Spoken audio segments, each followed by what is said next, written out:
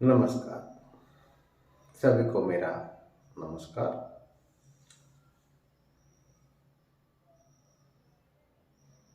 आज का विषय है भावना। भावनाओं पे मैंने पहले भी वीडियो बनाई है और यह साधारण विषय नहीं है। इसकी महत्वता हमारे जीवन में कितनी है, यह जानकर आप आश्चर्यचकित होंगे कि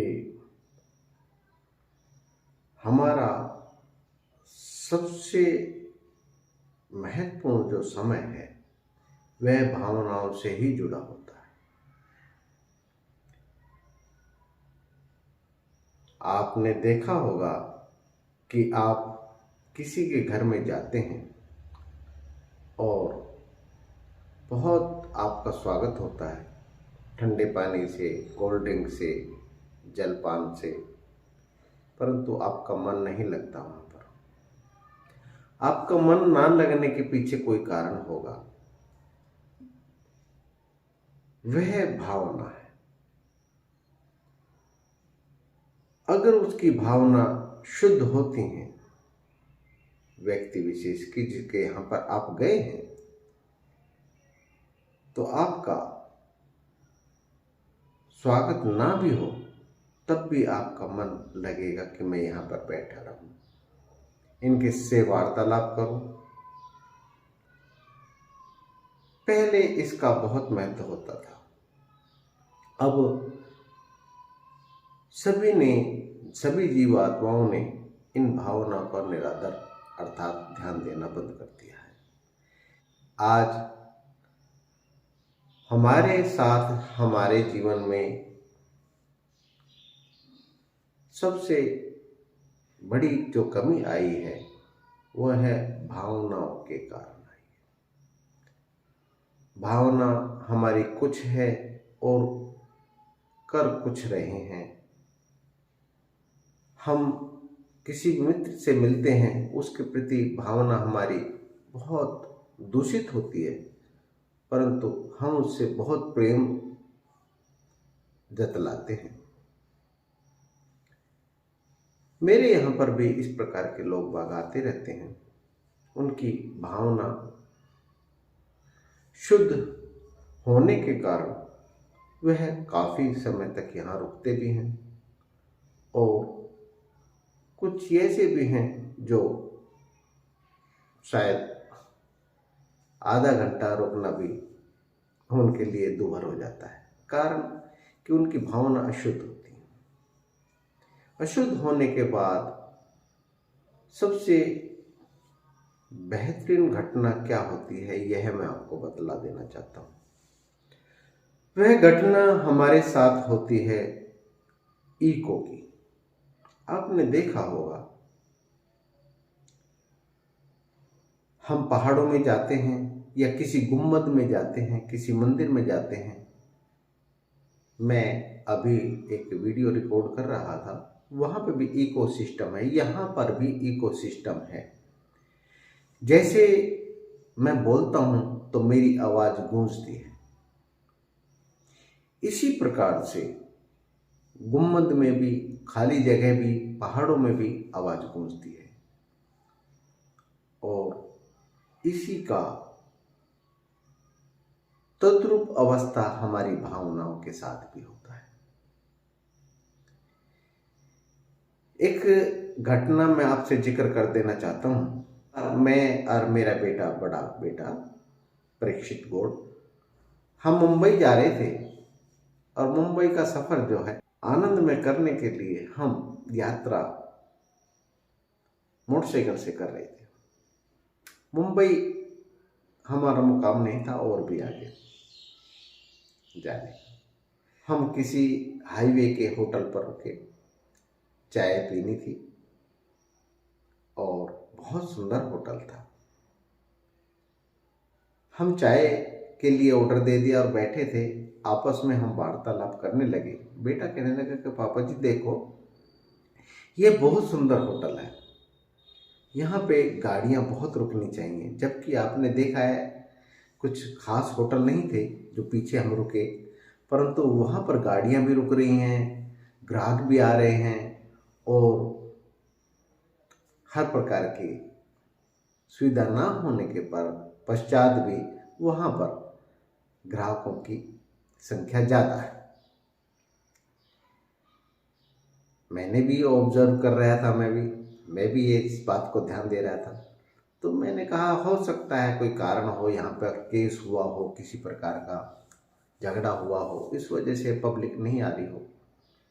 परंतु जैसे ही हम चाय पी रहे थे, चाय पीते पीते उसने देखा, बेटे ने, कि वहाँ पर एक टोकरी लगा रखी है, टोकरी के नीचे डंडी लगा रखी है, नीचे दाना पड़ा है और रस्सी बांधी हुई है उसने। वो होटल का जो सर्वेंट लगा लो, मालिक लगा लो, जो भी है वही थे वे लोग, स्टाफ। वो चिड़ियों को फंसाने की कोशिश कर रहे थे, चिड़िया, कबूतर, कोई भी जानवरों को फंसाने की कोशिश कर रहे थे। मैंने जानना चाहा कि भाई ये क्या कर रहे हैं। कहने लगे कि जी ये मुर्गी आती हैं, छोटी छोटी, कबूतर आते हैं, उनको हम शिकार करते हैं। सच में ही हमें चाय पीना दुभर हो गया।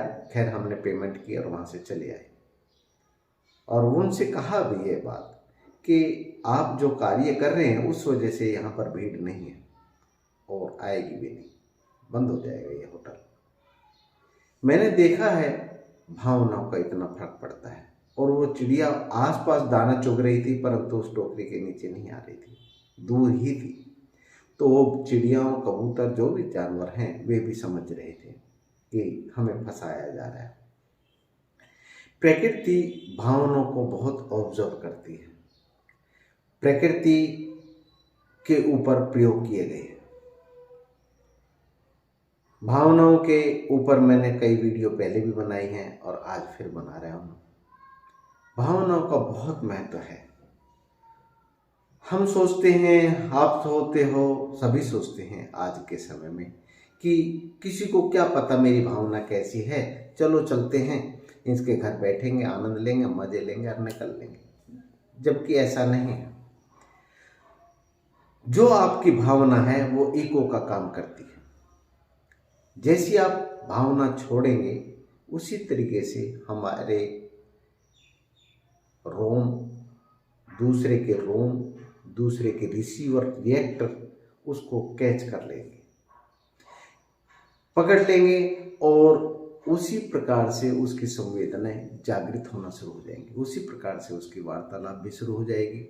अगर उसने सहनशीलता का परिचय दिया तो हो सकता है वह वैसी वार्तालाप ना करे, परंतु समझ जाता है उसका मन उससे दूर हटने को करने लगता है। भावना का हमारे जीवन में बहुत बड़ा योगदान है। मैं जो शब्द बोल रहा हूं वो मेरी भावनाओं से जुड़ा हुआ है। अगर क्रोध है तो मैं आनंद में रह ही नहीं सकता। अगर मैं किसी के प्रति क्रोध की भावना रखूंगा तो मैं आनंद नहीं रह सकता, आनंदित नहीं रह सकता। इसलिए सबसे पहले मैंने जीवन से अपने भावनाओं को बदला। मैंने कृतज्ञता प्रकट की। अगर मैं चाय पीता हूं तो धन्यवाद देता हूं, पानी पीता हूं तो धन्यवाद देता हूं।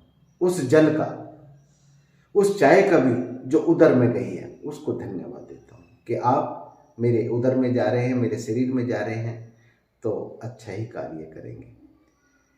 जिस दिन आप लोग इस प्रकार की भावना रखना शुरू कर देंगे तो आप देख पाएंगे कि मीरा ने सिर्फ अपनी भावनाओं के कारण उस विषाक्त हलाहल विष को बदल दिया था। यह हमारे भारत में बहुत जगह देखने को मिलेगा। चाहे वो एकलव्य हो, चाहे प्रहलाद हो, चाहे मीरा हो, चाहे अश्वत्थामा के पिता ही क्यों ना हो। अश्वत्थामा मारा गया, उसके कानों में सिर्फ इतना पड़ा था और उसने शरीर को छोड़ दिया उसके अपने पुत्र के वियोग में कि अब मेरा पुत्र नहीं रहा तो मैं भी अब शरीर छोड़ दूंगा। तो कहने का ये है कि भावना का हमारे भारत में जगह जगह उपयोग किया गया और चमत्कारिक परिणाम हुए, जबकि पाश्चात्य देश में इस प्रकार की कोई संवेदनाएं नहीं है। सुकरात वही हलाहल विष पी रहा है और फिर भी मुस्कुराते हुए पी रहा है और विष असर करता है। जो मीरा ने भावनाओं के कारण एटम को चेंज कर दिया था, सुकरात नहीं कर पाए। हमारे यहाँ पर इस प्रकार के प्रयोग आम जन समुदाय में पाएंगे। हम अपने पशु पक्षियों से भी आप देख पाएंगे कि हम भावनाओं से जुड़े रहते हैं। इसमें हमारे जो पशु हमारे ऊपर डिपेंड करते हैं, जैसे डॉगी, कुत्ते, जो जानवर हैं जिनसे हम भावनात्मक जुड़े हुए हैं, वह हमारे प्रति कितनी संवेदनाओं से भर जाते हैं, यह आपने देखा होगा। आपके घर पहुंचते ही आपका डॉगी आपके ऊपर उछलने लगता है, कूदने लगता है, वह भावनाओं से जुड़ जाता है। ये गाय आपका इंतजार करता है, आपकी इंतजार करती है और प्रकृति भी आपकी इंतजार करती है। यहाँ तक कि हमारे शास्त्रों में कहा गया है, ये जो प्रकृति है इसमें बहुत उच्च कोटि की भावना होती है। इसी वजह से महात्मा बुद्ध और जितने भी महान आत्मा हुई हैं, उन्होंने जो साधना की है ज़्यादातर बट वृक्ष और पीपल के वृक्ष के पास की है, क्योंकि इसमें सबसे जागृत भावना का संवेदना होती है।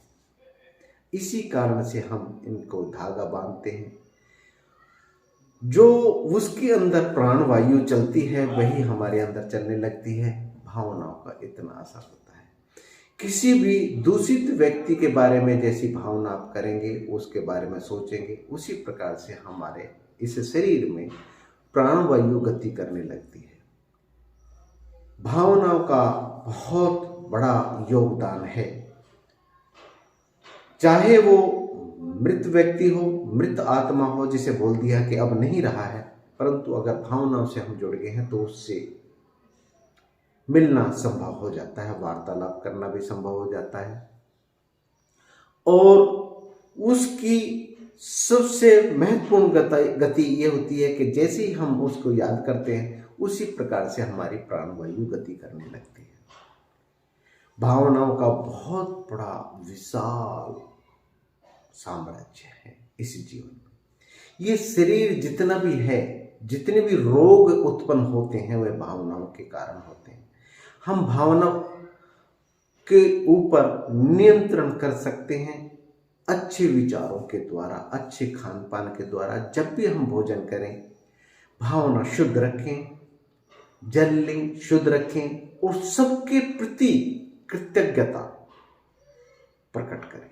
भोजन आपका उदर में निमंत्रण देता हूं, आपको मैं इस शरीर में उतार रहा हूं, आप शुद्ध विचार उत्पन्न करें। इस प्रकार की भावना जब हम अपने भोजन से करने लगते हैं तो आप चमत्कारिक आप पाएंगे।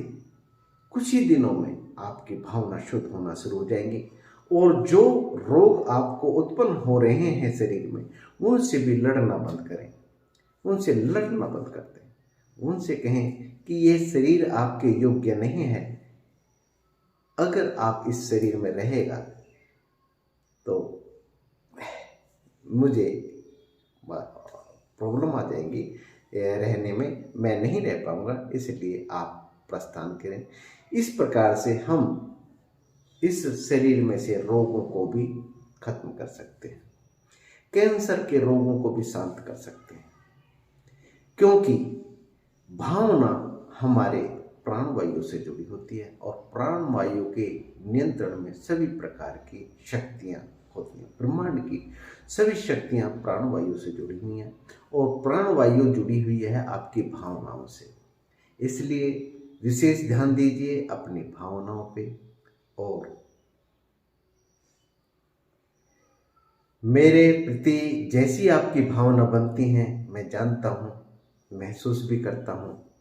जो भक्त मेरे से जुड़ जाते हैं उनकी भी भावना मैं देख पाता हूँ, क्योंकि मैं अपनी साधना में बस एक ही क्रिया की है कि मैंने अपनी भावना बदली है। जिसके प्रति दूषित भावना है उसकी उपेक्षा कर देनी चाहिए, उससे वार्तालाप बंद कर दो, संपर्क खत्म कर दो और उससे भी यही प्रार्थना करो ध्यान में कि भाई आपसे हमारा कोई दोष, हमारा किसी प्रकार का दुश्मनी नहीं है, किसी प्रकार की दूषित विचार नहीं हैं आपके प्रति हमारे, और हमें क्षमा करें। इस प्रकार की जैसी भावना बनती हैं तो आप पाएंगे उसके भी दूषित विचार शांत हो जाएंगे या फिर आपसे दूर हटना शुरू हो जाएगा।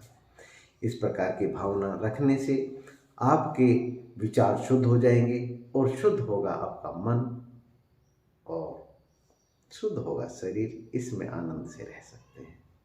मैंने इस पे बहुत सा काम किया है, उसके द्वारा मैं आनंद में रहना शुरू कर दिया है और आनंद में रहता हूँ। जा कहा भी है, जा की रही भावना जैसी, प्रभु मूर्त तिन देखी तैसी।